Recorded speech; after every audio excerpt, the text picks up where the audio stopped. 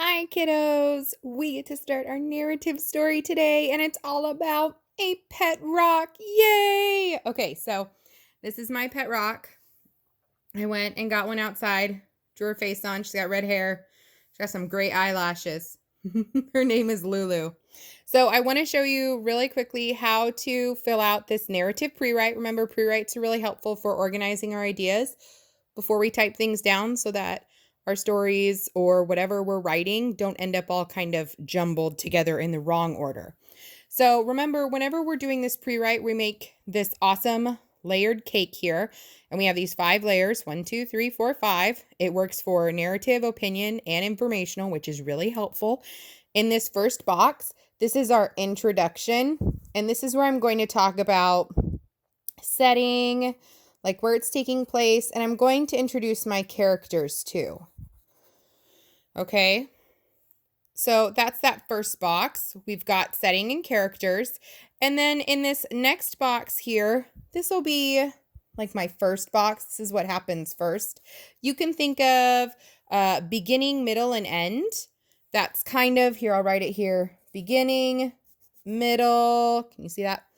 And end.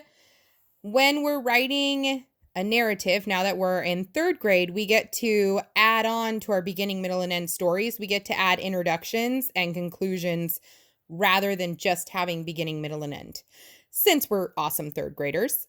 So after my first, maybe I would write then or next. These are those transition words, and they help us tell the time in a story. They help us keep track of what's happening, and they move the story along.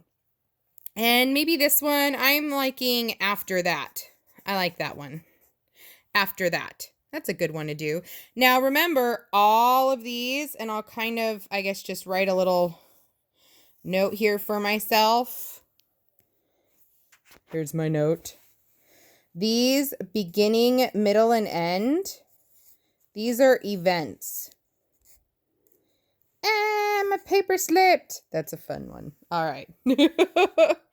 So I've got my introduction where I'm going to introduce setting, where it's taking place, my characters. I've got my first, then, after that, or beginning, middle, and end events in my story. And then I'm going to have my conclusion. My conclusion down here is kind of where I wrap it all up. Any problems that happened, I make sure that if there was a problem, that problem was solved. Solve problems. I also make sure that if I have a lesson, I put my lesson down there. Some stories, there's a lesson they want us to learn. I'm basically just going to wrap up my story. Now, just as you're writing, when you're filling out this pre-write, try to find somewhere where you're okay adding dialogue. Remember, that's when people are talking, and we put these, we call them bunny ears or quotation marks. We put that around someone who's saying something like, hello. This would be an example of dialogue. Someone is talking. It's telling me that someone's talking. So, hello, said the rock. Sorry, my paper's slipping all around. Hello, said the rock. This is an example of dialogue. When we're in 3rd grade, our goal is to use this at least once in every narrative that we write. So somewhere in this pre-write, mark where you think you're okay with putting narrative, or maybe you're going to go ahead and write it down now so you don't forget what you're thinking.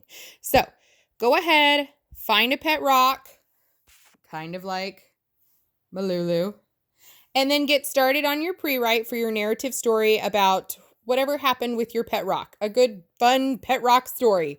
You can get as creative as you want. All right, kiddos, have fun.